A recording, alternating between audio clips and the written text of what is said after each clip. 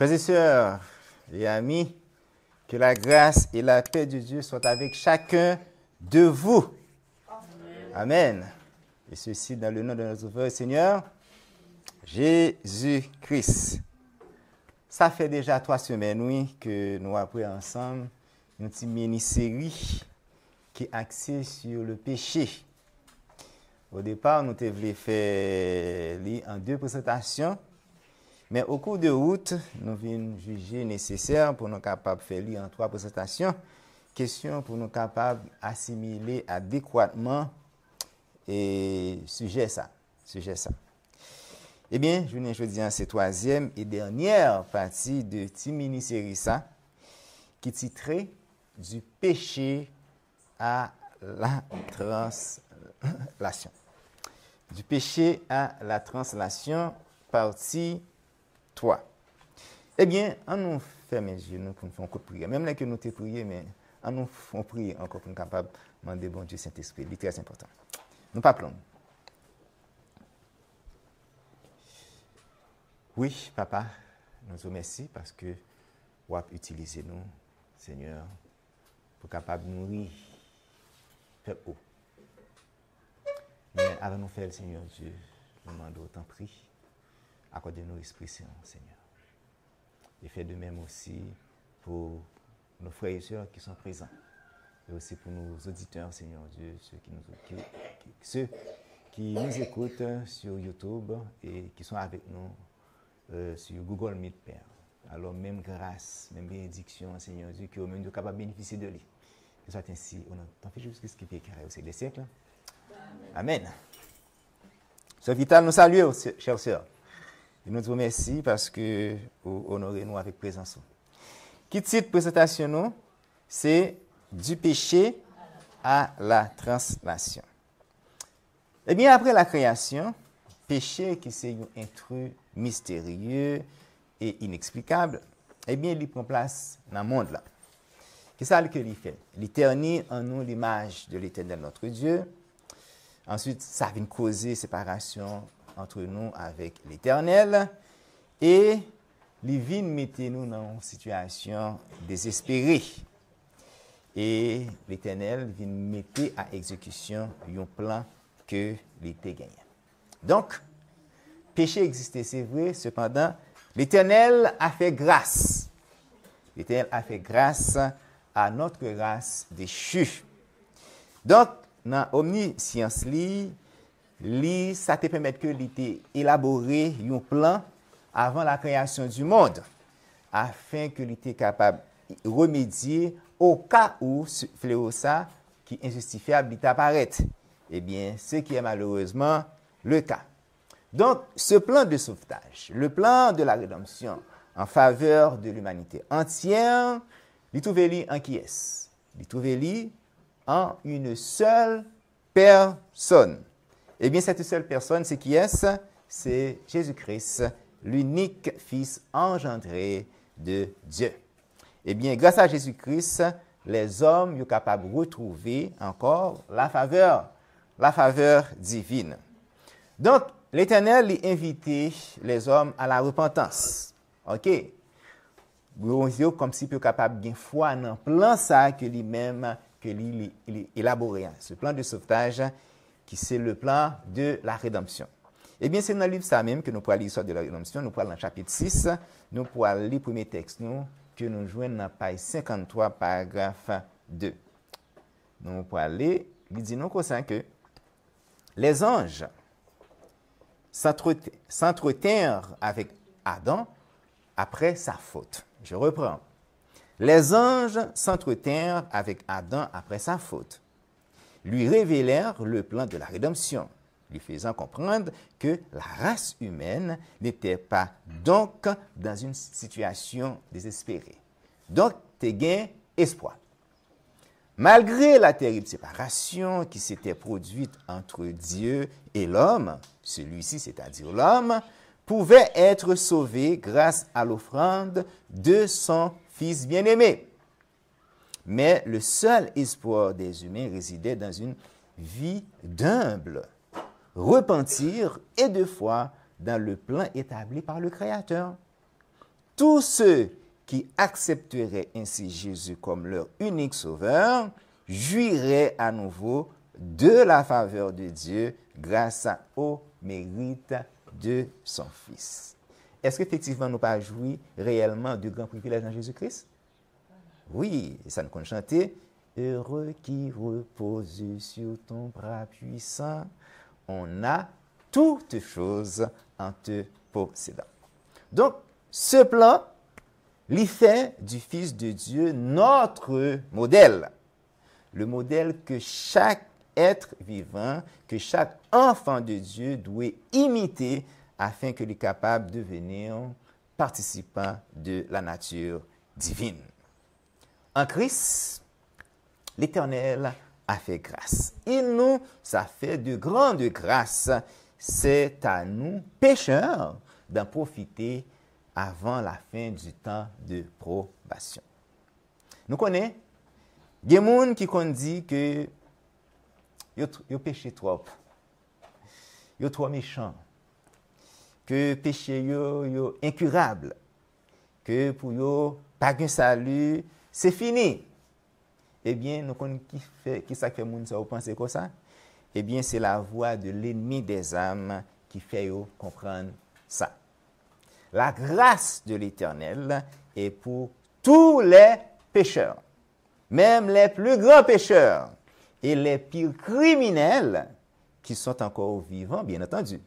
Parce que si moun nan mouri, il mouri dans crime il mouri dans mauvaise affaire, pas gain la vie, pas gain la vie. C'est qu'il dit faut qu'on vivant. Donc méchant ça yo doit seulement franchir la porte du salut, que yo capable confesser faute yo, péché yo, iniquité yo avec un esprit de repentance, bien entendu, afin que capable recevoir le pardon de Dieu pour yo pas péri. Ézéchiel 18 versets 21 à 23. C'est l'Éternel qui a parlé. C'est ça qu'il dit. Si le méchant revient de tous les péchés qu'il a commis, s'il observe toutes mes lois, donc l'obéissance, et pratique la droiture et la justice, il vivra, il ne mourra pas.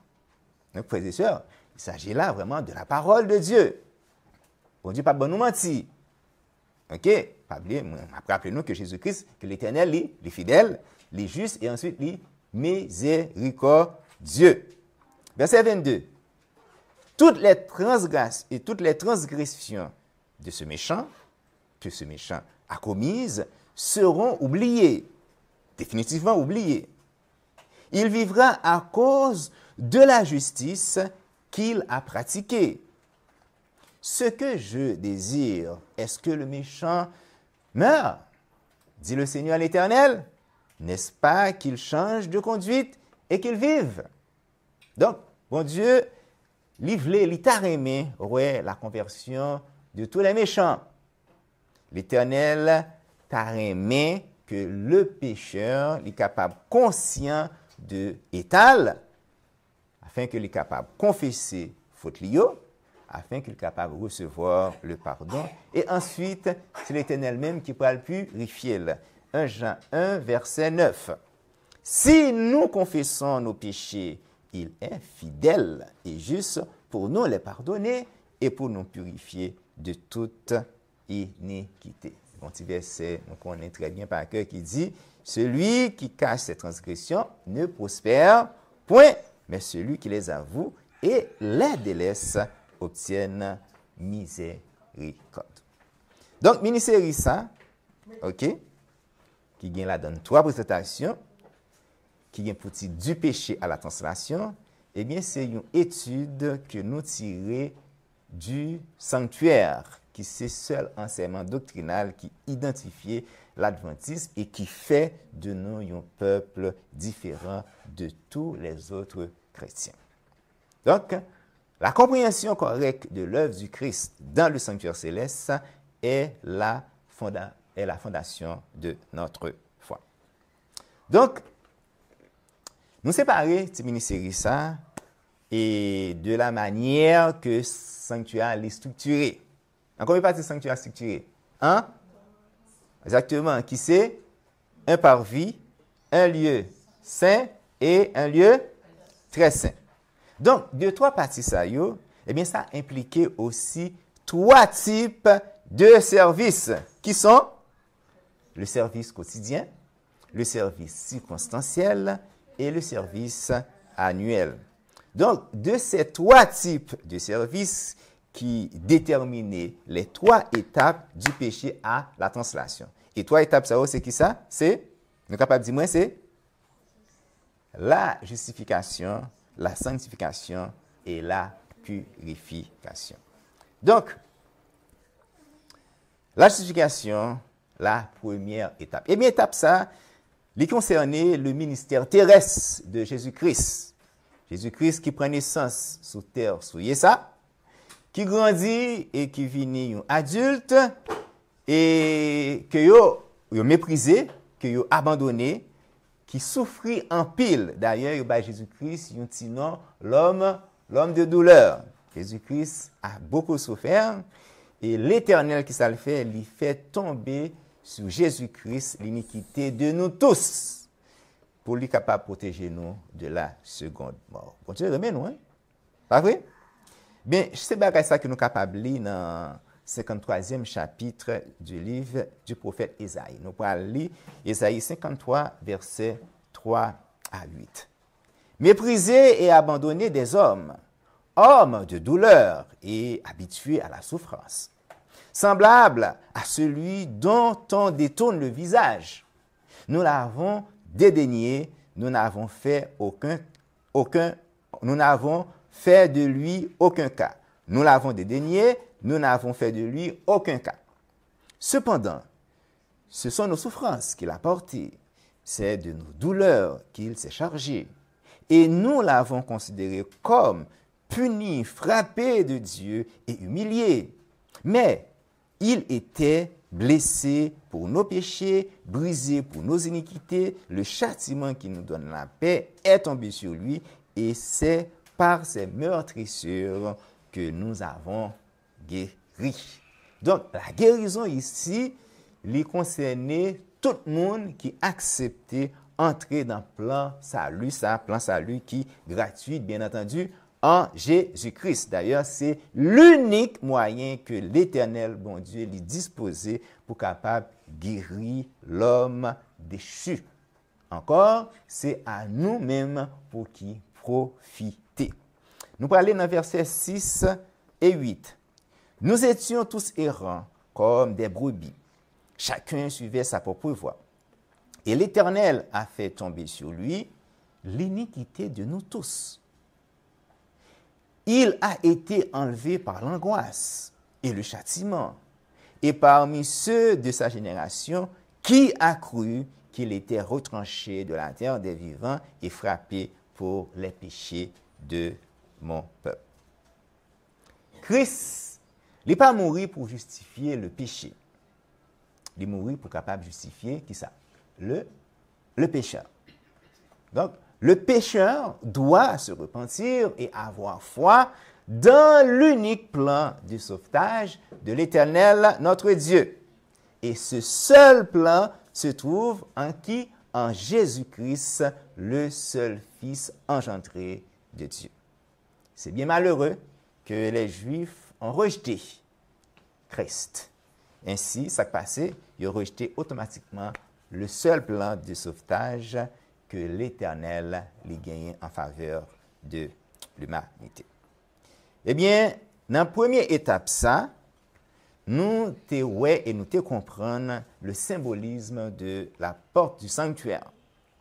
Nous te comprendre aussi le parvis, l'autel des holocaustes, des sacrifices et la cuve des reins qui est située juste en face de la tente d'assignation. Donc, nous te comprendre dans la première étape, ça, nous te comprendre tout mobilier ça que nous sommes cités là. Donc, la sanctification, c'est le même que deuxième étape là. Donc, il est concerné qui ça? Le ministère céleste du Christ, qui est symbolisé par la tente d'assignation, qui lui-même est divisé en deux parties. Et partie ça, nous connaissons qui ça? C'est le lieu saint et le lieu très saint. c'est dans la première partie, dans le premier compartiment, que nous trouvons les mobiliers ça. Qui ça y est? Qui c'est la table des pains de proposition, la table des parfums, le chandelier à 6 branches qui gagne la donne, 7 lampes. Tout mobilier ça c'est objet de notre sanctification. Et il présenté certainement Jésus-Christ qui lui-même lui a communiqué nous ses mérites. Donc, et première là, c'est la parole de Dieu, il est représenté donc le pain spirituel, qui ça nous doit manger de façon symbolique, c'est-à-dire étudier la parole de Dieu afin que nous soyons capables de connaissance, pour nous capables de faire volonté bon Dieu et être des ministres à l'image de notre Maître Jésus-Christ.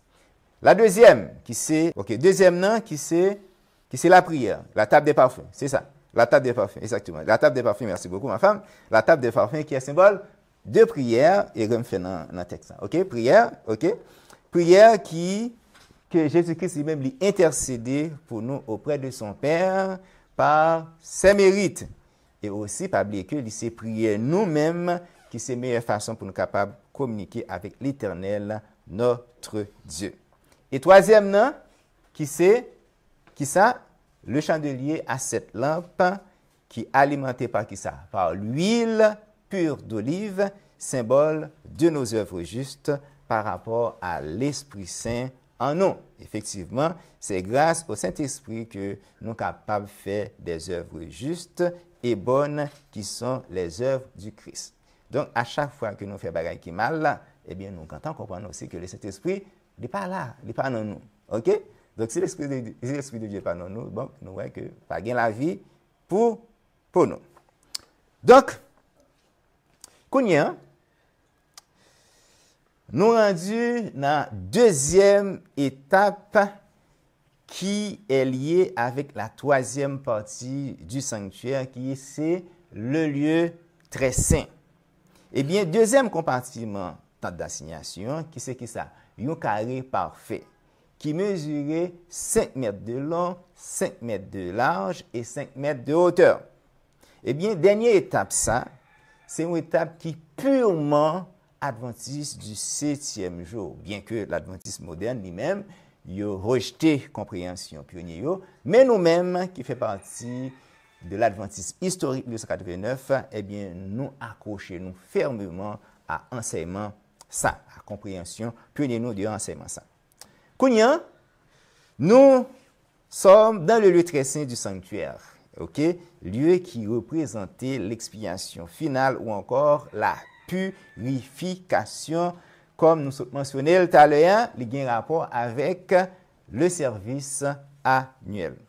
Eh bien, étape ça, cette étape est réservée et concerne ceux qui ont été justifiés et qui ont mené une vie de sanctification dans l'obéissance de la parole de Dieu, qui c'est parole de vérité. C'est ça que nous souhaitons tout à l'heure, ok? Nous voyons que l'obéissance de la parole de Dieu est une condition au salut de l'homme. C'est ça que l'Éternel dit. Il faut qu'il obéisse, il faut que méchant il obéisse, il faut qu'il retourne, il faut qu'il fasse ça qui est bien, ça qui est juste. C'est comme ça qu'il est capable de sauver.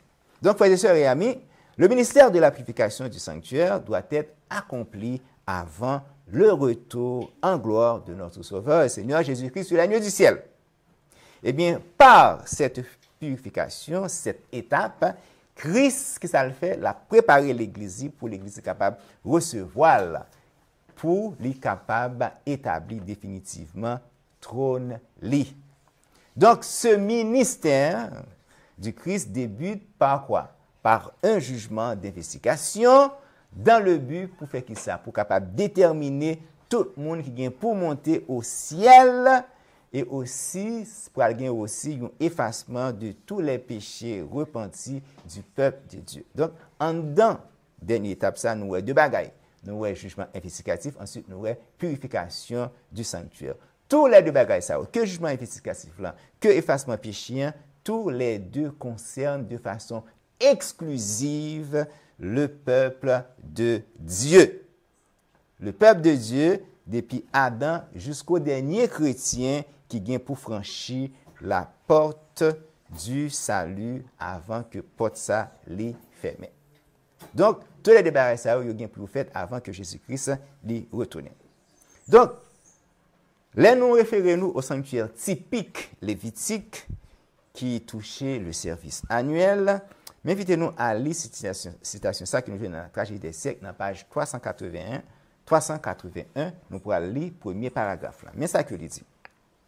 Dans le système mosaïque qui était une ombre, donc qui n'était pas un bagage réel, ok? Dans le système mosaïque qui était une ombre, un symbole du sacrifice et du sacerdoce de Jésus-Christ, là c'est vraiment clair, la purification du sanctuaire était la dernière cérémonie accomplie par le souverain sacrificateur dans la série des services annuels. C'était l'œuvre finale de l'expiation, l'enlèvement des péchés d'Israël. À noter, mes frères et sœurs, que c'était de manière symbolique. Pas de rien de réel ni de concret dans le système mosaïque là, au temps des Lévites.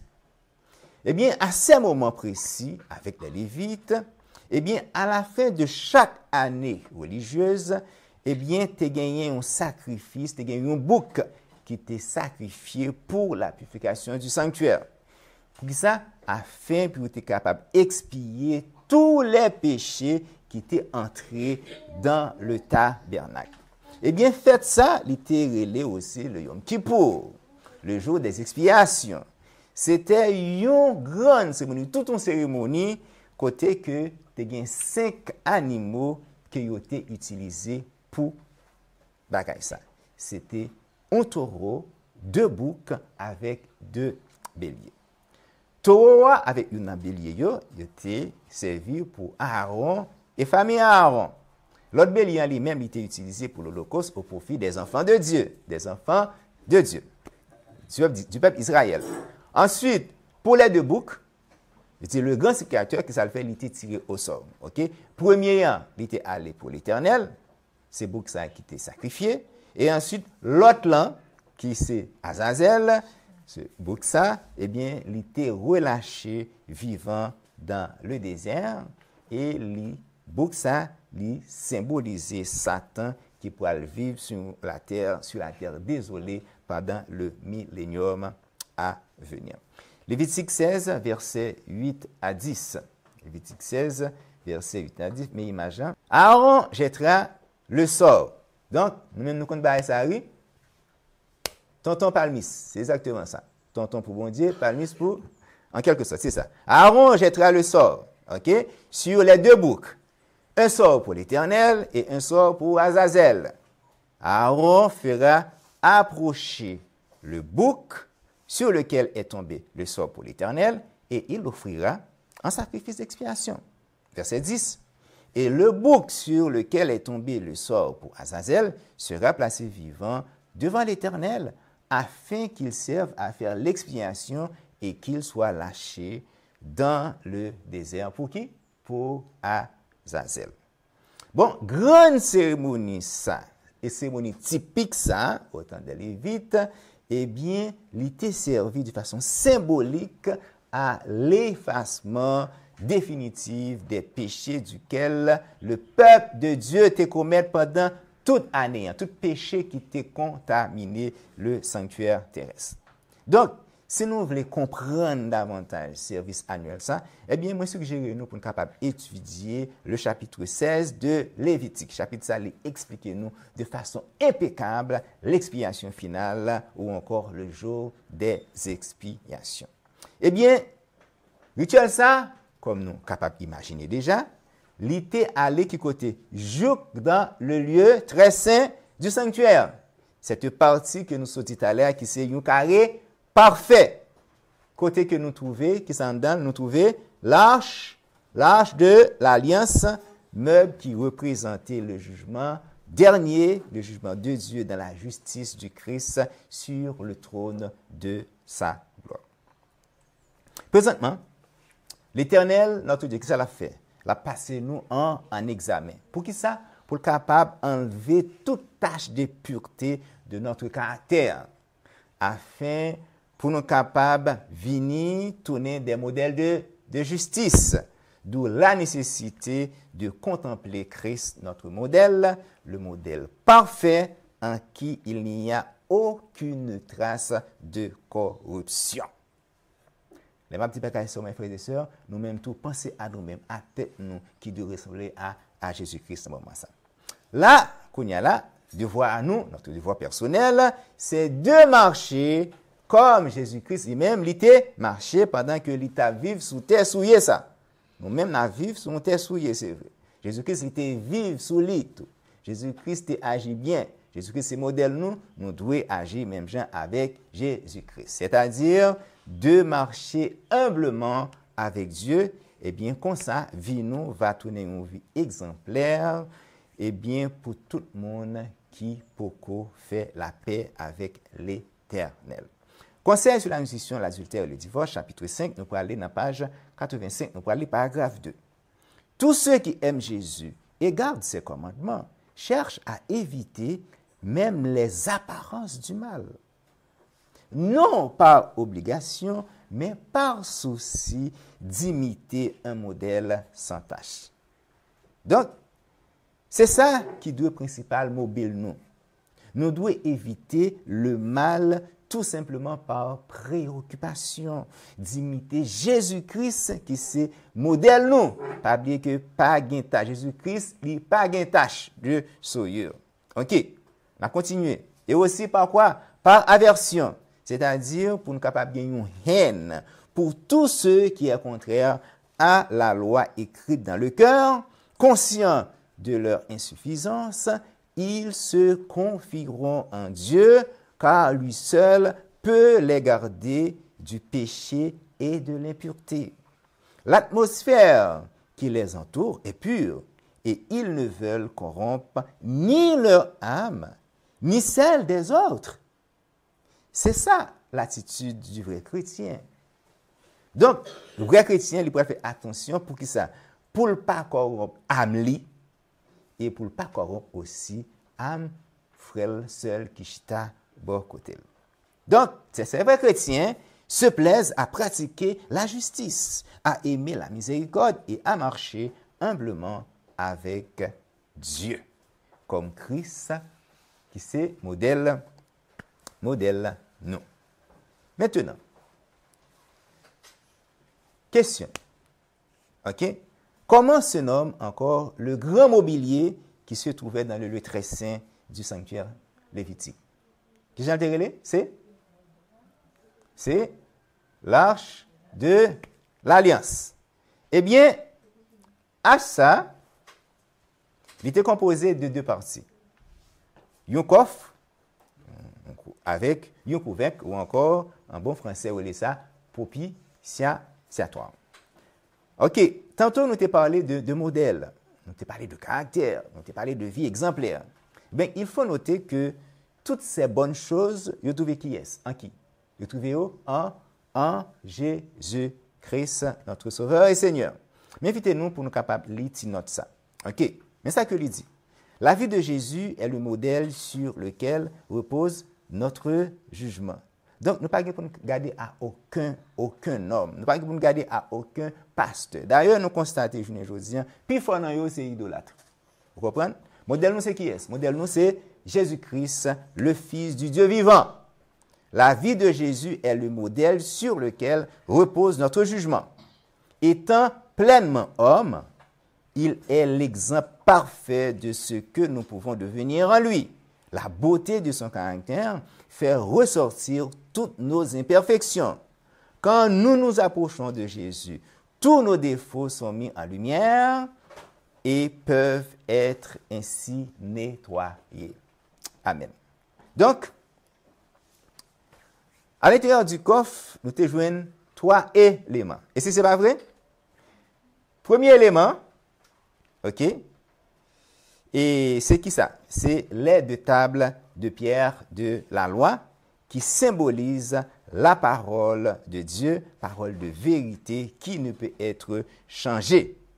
Après avoir fait mention des 10 commandements, nous pouvons lire maintenant Deutéronome 5, verset 22. Mais ça que lui dit dans Deutéronome 5, verset 22, nous regardons à l'écran, il dit nous, telles sont les paroles que prononça l'Éternel à haute voix. Donc, il finit par les 10 commandements. Qui côté sur la montagne du milieu du feu, des nuées et de l'obscurité, et qu'il adressera à toute voix, à toute votre assemblée, sans rien ajouter, il les écrivit sur 2 tables de pierre qu'il me donna. Deuxième élément, c'est qui ça? C'est une cruche en or qui te gagne la donne de la manne. Manne qui symbolise qui ça? La nourriture de vie qui est Jésus-Christ. D'après Jean 6, verset 58 et 1 Jean verset 14. Mais ça que lui dit. C'est ici le pain qui est descendu du ciel. Il n'en est pas comme de vos pères qui ont mangé la manne et qui sont morts. Celui qui mange ce pain vivra éternellement. Jean 1er, verset 14, il dit non. Et la parole a été faite chair, c'est-à-dire Christ sur terre. Et elle habitait parmi nous, pleine de grâce et de vérité, et nous avons contemplé sa gloire, une gloire comme la gloire du Fils unique du Père. Maintenant, troisième élément, c'est qui ça? C'est la verge fleurie d'Aaron, qui symbolisait la direction de notre vie, qui est encore Jésus-Christ. Avec Christ, nous n'avons pas besoin de payer rien, parce que c'est assurance nous. Psaume 23, verset 4. OK? Psaume 23, verset 4, qui dit nous, « Quand je marche dans la vallée de l'ombre de la mort, je ne crains aucun mal, car tu es avec moi. Ta houlette et ton bâton me rassurent. » Donc, nous avons une image là. La prochaine image, c'est qui ça? C'est le propitiatoire. Eh bien, couverture ça, il était en or massif, mes frères et sœurs. Il était gagné sous les 2 chérubins qui étaient sous tête. OK? Et il était trouvé face à face chérubins ça. Donc, c'est quoi ça que il était gagné au main en l'air ensuite. Et ensuite, il y a l'autre qui était couvert. C'est vrai, image, c'est quoi ça que il pas fait nous sur image ça, en quelque sorte. Donc, c'est juste pour nous capable d'avoir une idée. Mais l'image ça, il n'est pas bien représenté. OK, ce propitiatoire représente qui ça? La miséricorde de Dieu qui nous couvre de son amour. Eh bien, le jugement dernier, nous connaissons que l'Ipral recouvert de la miséricorde divine. Chaque sentence de l'Éternel l'Ipral juste et l'Ipral gagne la donne en pile l'amour. D'ailleurs, les gens qui ont perdu, ou parle de l'amour de Dieu, c'est eux-mêmes qui parlent réclamer l'amour, que mon talent tombe sur eux, que roche tombe sur eux. Ouais, eux-mêmes qui parlent réclamer l'amour. Hébreux 4, verset 16, nous dit, approchons-nous avec une assurance du trône de quoi? Du trône de la grâce. Donc, nous sommes invités à faire quoi? À entrer dans le lieu très saint du sanctuaire. Donc, approchons-nous donc avec assurance du trône de la grâce afin d'obtenir miséricorde et de trouver grâce pour être secouru dans nos besoins. Question, mes frères et sœurs. Quel côté trône de grâce et l'Éternel y trouve-t-il? Dans le lieu très saint, n'est-ce pas? Amen. Donc, alors, eh bien, nous devons entrer par la foi dans ce lieu afin que nous soyons capables de jouir de quoi? De la miséricorde divine. Donc, que représente ce propitiatoire en nous qui sommes chrétiens? Eh bien, en nous qui sommes chrétiens, ce propitiatoire représente notre amour pour nos frères. Notre amour pour nos frères et nos sœurs. Cet amour couvre quoi? Les faiblesses et les péchés de nos frères. C'est très important, partie ça, mes frères et sœurs. Amour, nous, il doit couvrir qui ça? Faiblesses et péchés, frères nous, avec sœurs nous. Donc, les vrais chrétiens, ils ne peuvent jamais arriver à détruire semblable. Même là, semblable, il faut fautif, mes frères et sœurs. De la même manière que bon Dieu a miséricorde pour nous, nous-mêmes tous nous devons exercer même miséricorde là à nos frères, nous, à nos sœurs, nous, qui fautif, qui n'a erreur. Proverbe 10, verset 12. La haine excite des querelles, mais l'amour couvre toutes les fautes. Proverbe 17, verset 19. Celui qui couvre une faute cherche quoi? Cherche l'amour. Et celui qui la rappelle dans ses discours divise les amis. que le ciel est capable d'aider nous chaque là, pour nous capables de sagesse, pour nous capables d'intelligence aussi, afin que nous capables de comprendre parfaitement deux textes qui est encore affiché à l'écran. Donc, après ça, nous te joignons aussi la nuée. OK. Nuée, c'est une nuée qui était visible en tout temps, qui était trouvée sous tête et temps d'assignation, mais elle était liée directement avec le lieu très saint. Donc, nuée, ça, elle représentait la présence de Dieu. Eh bien, nuée, ça, elle était une source liée entre les deux chérubins sur le propitiatoire qui était symbolisé Jésus-Christ, le guide du peuple de Dieu. Exode 13, versets 21 et 22.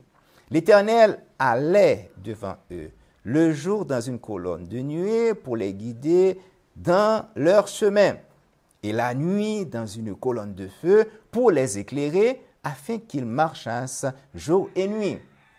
La colonne de nuée ne se retirait point de devant le peuple pendant le jour, ni la colonne de feu pendant la nuit.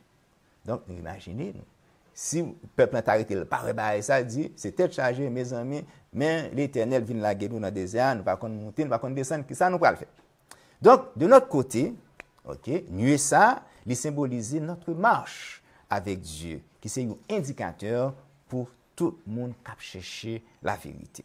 De la même manière que Jésus-Christ est sanctifié tête pour disciples, eh bien, nous sommes donc appelés à faire pareil. Jean 17, verset 19, nous dit, « Et je me sanctifie moi-même pour eux, afin qu'eux aussi soient sanctifiés par la vérité. » Donc, de notre sanctification personnelle, bon Dieu est capable de faire de nous des hommes et des femmes exemplaires dans le but pour nous capables de guider l'autre monde vers Jésus-Christ, puis capable de gagner la vie éternelle.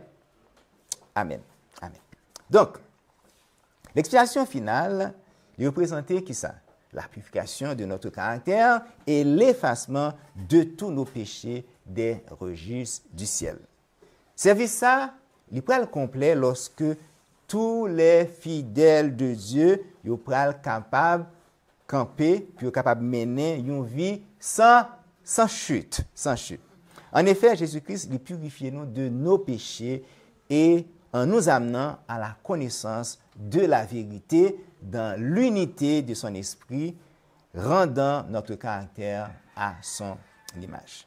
Eh bien, service ça, il est présentement en cours afin pour être capable de préparer nous-mêmes qui fait partie du peuple de Dieu. Eh bien, la préparer nous pour le retour en gloire de notre Sauveur, le Seigneur Jésus-Christ. Par la foi, eh bien, nous avons besoin d'entrer dans ce service en acceptant que Dieu nous dévoile nos manquements et purifie nos cœurs. Vous comprenez? Les hommes nous ont défaut. Ou pas la veille, c'est pas boudé. Et pas question de dire ça regarde. Non. Je dis c'est une façon que l'Éternel a cherché pour détruire mal ça dans nous. Nous-mêmes, nous avons un mode de péché, nous boudés. Pas de boudé, mes frères et sœurs. OK? Donc, au retour de Jésus-Christ, notre corps corruptible sera changé en un corps incorruptible, changement visant qui ça notre translation. Donc, nous pourrons aller dans le chapitre 19 du livre de la vie des siècles. Nous pourrons lire un texte qui résume à la perfection dernière étape ça pour qui fait nous passer du péché à la translation. Nous pourrons aller dans la page 380, nous pourrons lire paragraphe 1. Mais ça que il dit. La purification du sanctuaire préfigurait le dernier acte du ministère de notre souverain sacrificateur dans les cieux. Alors qu'il enlèvera ou effacera les péchés de son peuple enregistré dans les livres du ciel, ce service qui compte l'instruction d'un jugement précède immédiatement la venue du Christ sur les lieux du ciel en puissance et en gloire. À ce moment, en effet, tous les cas auront fait l'objet d'une décision. Jésus dit, ma rétribution est avec moi pour rendre à chacun selon ce qu'est son œuvre. Apocalypse 22, verset 12. Eh bien, cette instruction du jugement précédant immédiatement le retour du Christ est appelée la purification du sanctuaire. Elle est annoncée dans le premier message, Apocalypse 14, qui c'est craignez Dieu et donnez-lui gloire, car l'heure de son jugement est venue. Frères et sœurs, Eh bien, depuis automne 1944, nous trouvons dans la dernière étape ça qui pourra permettre de nous passer du péché à la translation. Eh bien, cette œuvre implique le ministère d'intercession du Christ, ministère qui nous protège contre qui ça? Contre les condamnations de Satan. Deuxièmement, l'œuvre du jugement et d'investigation. Et trois, le ministère de la purification du sanctuaire. Donc, premier, qui c'est intercession, eh bien, il fait en faveur des chrétiens qui ont encore le souffle de vie en eux. Romains 8, verset 34. Qui les condamnera? Christ est mort. Et de plus, il est ressuscité. Il est même assis à la droite de Dieu et il fait quoi? Il intercède aussi pour nous. Jésus n'est pas intercédé pour les morts, mes frères et sœurs. Il a intercédé pour des vivants. Donc, nous-mêmes qui est là, qui est vivant, qui est bien portant, eh bien, nous mettons compter sur l'intercession de notre Sauveur Seigneur Jésus-Christ. Eh bien, le deuxième qui c'est le jugement d'investigation, il concernait d'abord les croyants qui sont morts depuis Abel. On dit Abel, c'est parce que Abel, c'est pour les monde qui mourit. Et ensuite, ça sera le cas de tous les croyants vivants qui ne pas passé par la mort, afin que l'Éternel capable de déterminer parmi toutes croyances à eux, eh bien, ce qui gagne pour le passer, mais là dans le ciel. 1 Pierre 4, verset 17, nous gagnons là à l'écran. Il dit, c'est le moment où le jugement va commencer par la maison de Dieu. Mes frères et sœurs, il faut moi dire nous ça. La maison de Dieu n'est pas venue à l'existence avec l'église adventiste du 7e jour. Non. La maison de Dieu, elle était toujours existante, mes frères et sœurs. En pile, monde adventiste dit la maison de Dieu, c'est l'église adventiste du 7e jour. Ça, c'est une grosse erreur. Ouais, si nous ne ça, eh bien, nous ne sommes pas capables d'avancer son paquet de vérité. Nous pouvons le bloquer. Après ça, nous pouvons le rondement. Nous pouvons le dégoumer. Et puis tout. Bagaille Satan. Good. Eh bien, nous pouvons lire aussi Hébreux 10, verset 30. Il dit, car nous connaissons celui qui a dit, à moi appartient la vengeance. Je rendrai la pareille, dit le Seigneur, et ailleurs, le Seigneur jugera son peuple. Apocalypse 14, verset 7. Mais ça que dit. Craignez Dieu et donnez-lui gloire, car l'heure de son jugement est venue. Jugement qui ça? Jugement d'investigation. Donc, troisième nom qui c'est le ministère de l'application du sanctuaire, eh bien, qui ça les constituer, c'est à l'effacement de tous les péchés des élus qui sont inscrits dans les registres du ciel. Donc, mémoire péché ça, yo pral détruit, yo pral complètement effacé dans tout l'univers. Lévitique 16, verset 30, il dit, car en ce jour, on fera l'expiation pour vous, afin de vous purifier, vous serez purifiés de tous vos péchés devant l'Éternel. Daniel 8, verset 14. Ça nous attend que nous t'appelons quand même. 2303 le matin, puis le sanctuaire sera purifié. Toutefois, mes frères et sœurs, eh bien, il est nécessaire pour nous capables de porter cette précision ça pour nous. Il est vraiment très important. Même les nous l'île déjà, mais forme porter.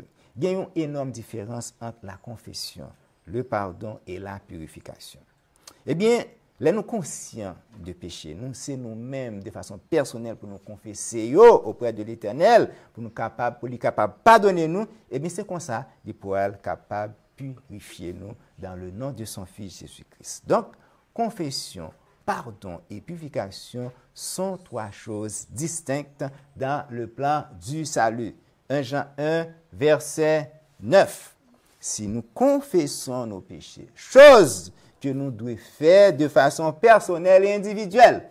Encore, mes frères et sœurs, si nous confessons nos péchés, il est fidèle et juste pour nous les pardonner.